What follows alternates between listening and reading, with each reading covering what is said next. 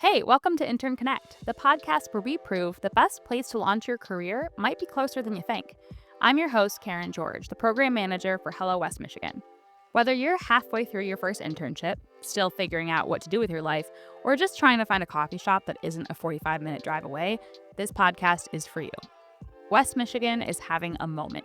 From the lakeshore to downtown Grand Rapids, companies here are doing big things, and they want you to be a part of it. Each episode, we'll sit down with former interns who turned their summers into careers, local coordinators who know what it takes to stand out, and HR leaders who are actively looking for the next generation of West Michigan talent. Now let's get connected. I'm here with Shayna Velasquez, the Community Engagement Manager at the GRAM, or Grand Rapids Art Museum. Thank you for joining me today, Shayna. Yes, absolutely. Thank you for having me. I'm really excited to have Shayna on today because there's a lot of really great things happening at the GRAM that she's really engaged with, and I'm really excited to bring that to our interns and to our young professionals because there's some really great opportunities for cultural engagement. So Shayna, can you start off by walking us through your career journey and telling us what you've learned along the way and a little bit more about your current role? Yes, so I graduated from Grand Valley State University. I got my degree in advertising and public relations, so graduated from the School of Comms. And I've always had a heart for community, have always had a passion for arts and culture, museums specifically. And just here recently, over the last year, have I been afforded the opportunity to work for Grand Rapids Art Museum as our community engagement manager.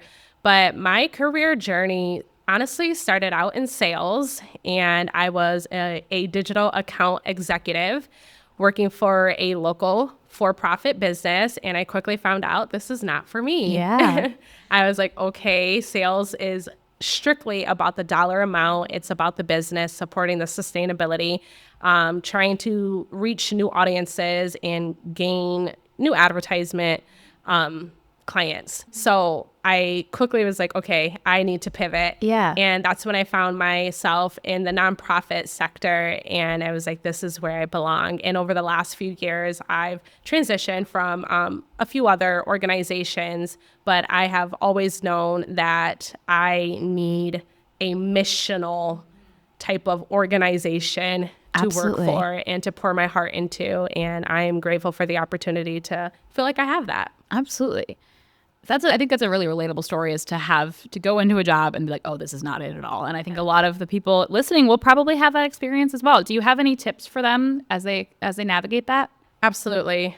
Let the journey unfold. I think I applied a lot of pressure on myself after I graduated from school, trying to have it figured out. I knew what I envisioned for my career, but it wasn't manifesting as quickly or as easily as I anticipated it would. Let the journey unfold.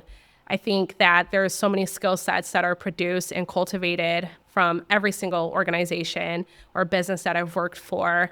But here recently, working for GRAM, I am finding that passion and that drive and that motivation, that entrepreneurial spirit that I've always had to kind of pour into the work that I'm doing within the community, seeking new partnerships. So it's definitely allowing yourself to let the journey unfold.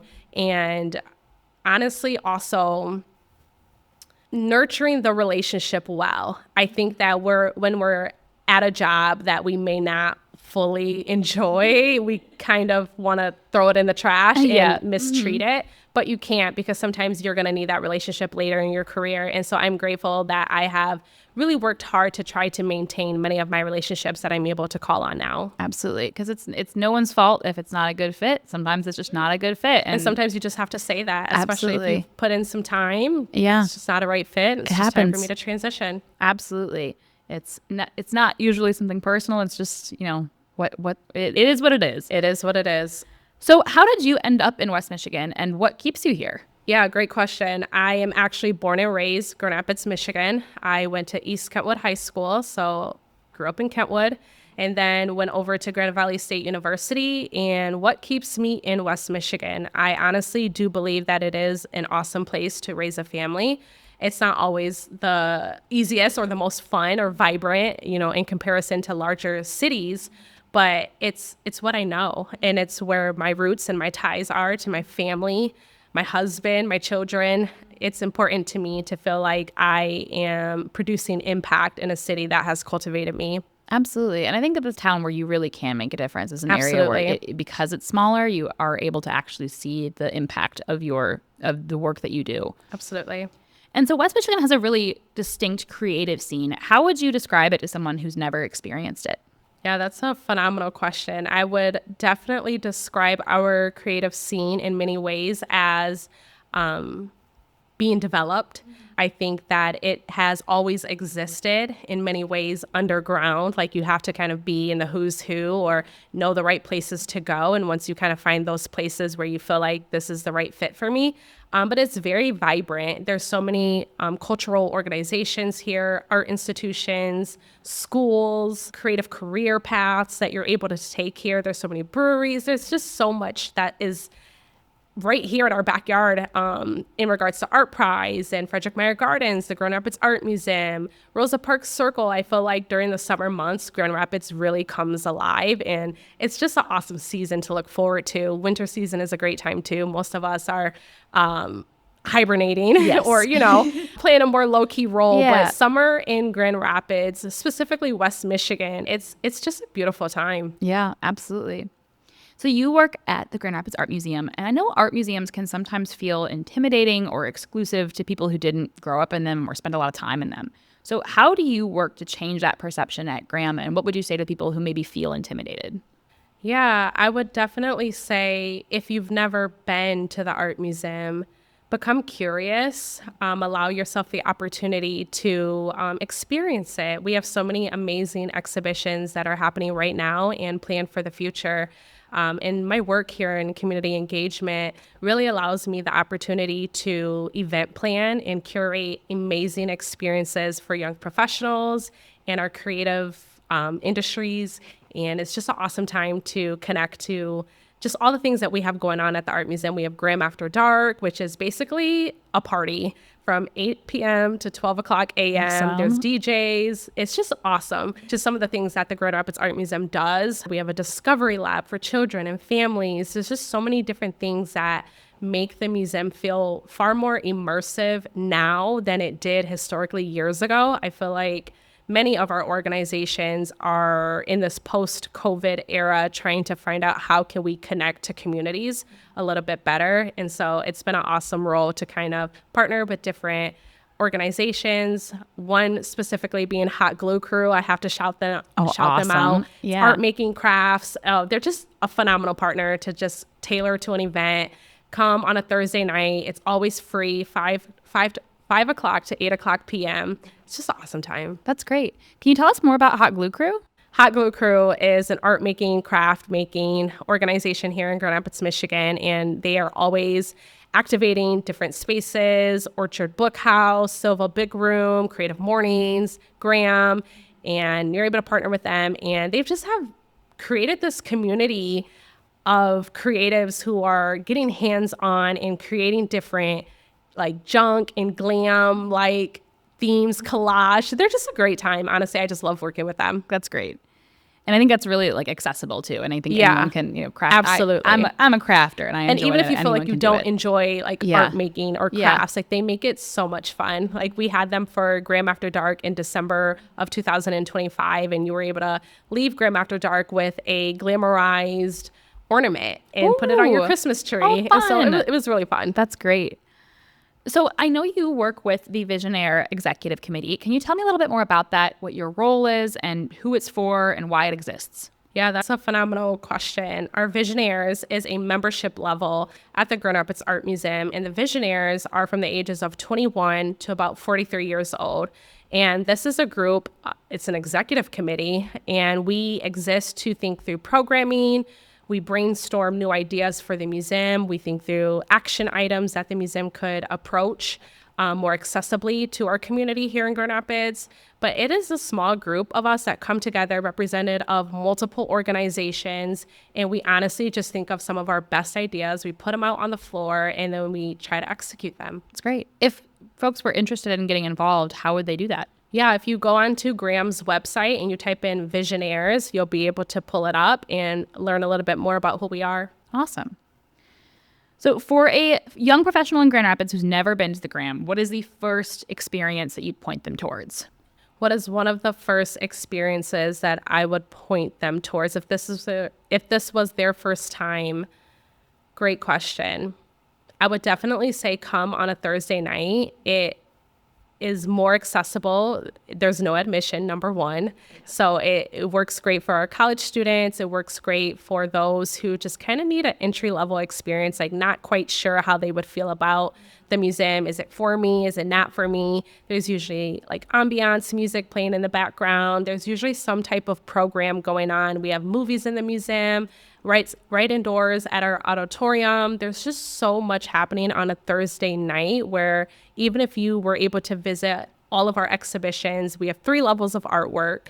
If you were able to visit all of those art pieces, you could still find something else to do next. And I think that's what's special about a Thursday night is you can engage with a DJ and the music, or you can go pop into a movie or find out what's happening in so many different areas of the museum that have kind of just been unexplored. There's just so much to discover. And we have a cafe. You can grab snacks, beverages.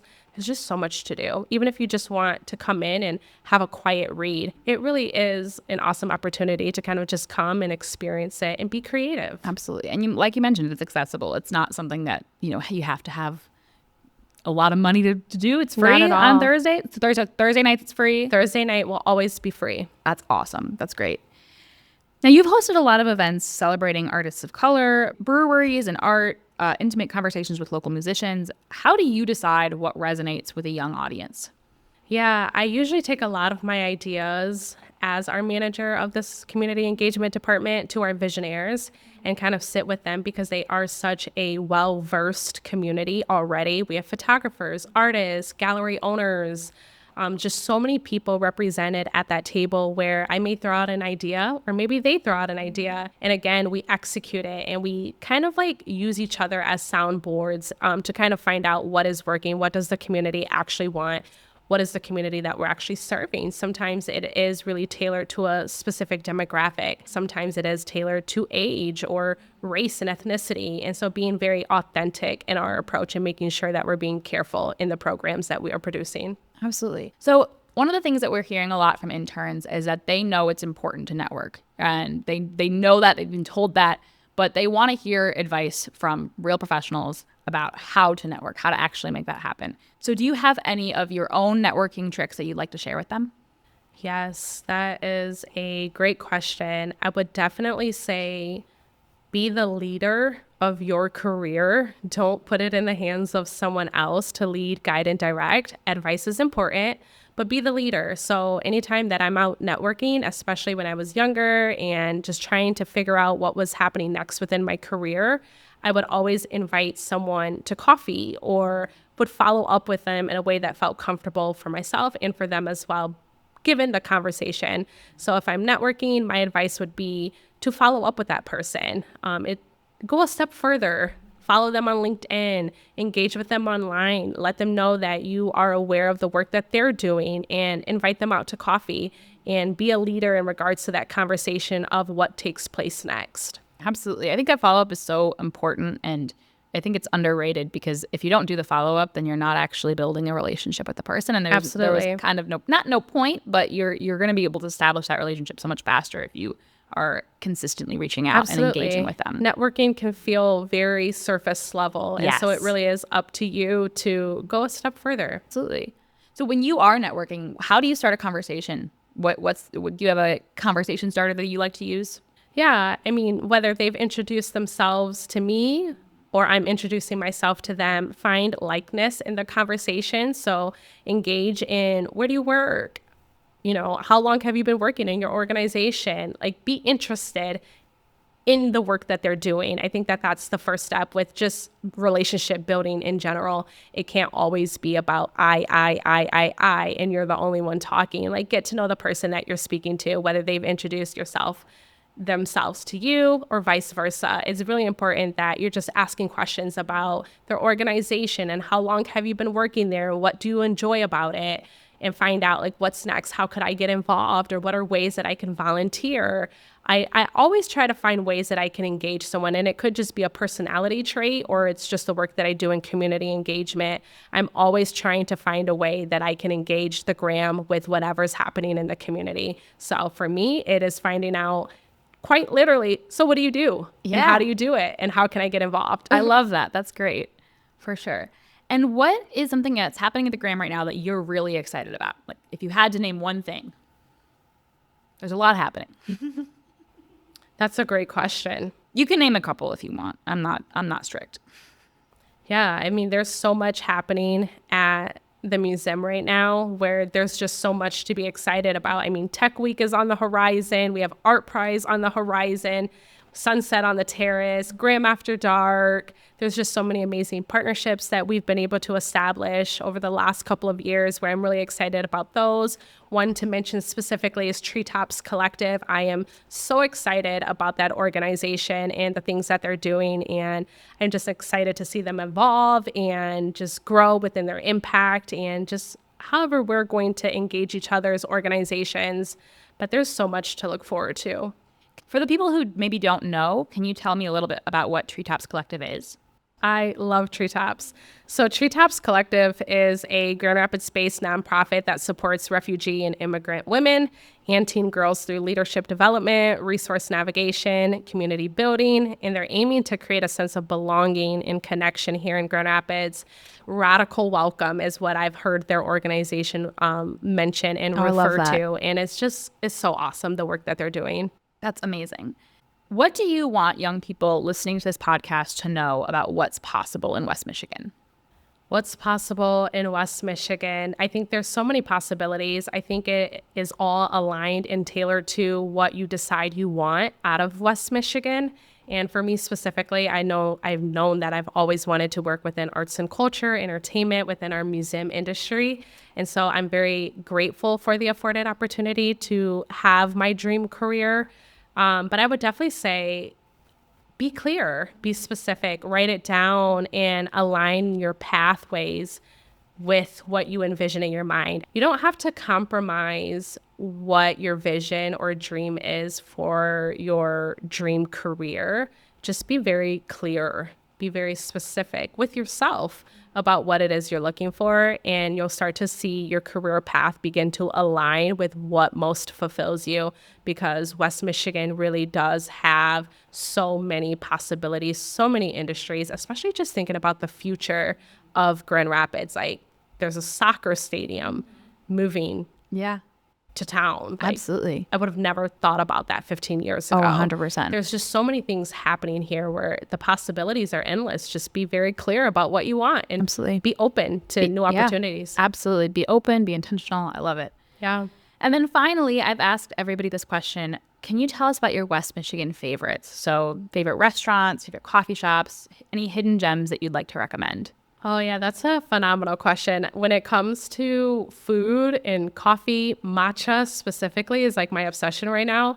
And if I had to name drop, everyone needs to go check out Sapo Coffee. They're in Wyoming off of 44th Street. And I mean, their menu is like, oh my goodness. I don't even know the words to describe it. It is just like the joy on your face right now. I wish our audience could see. It is amazing. That's great. That is like top number one for me.